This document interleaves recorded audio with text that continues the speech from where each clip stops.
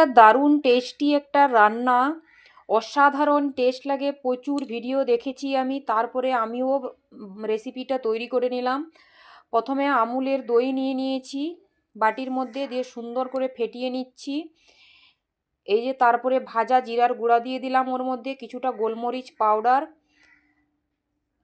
তারপরে সিদ্ধ করে রাখা আলুটাকে কুচি কুচি করে কেটে নিয়েছি, পেঁয়াজ কাঁচা লঙ্কা সব কুচি কুচি করে কেটে নিয়েছি, ওই দইয়ের মধ্যে অ্যাড করে দিলাম।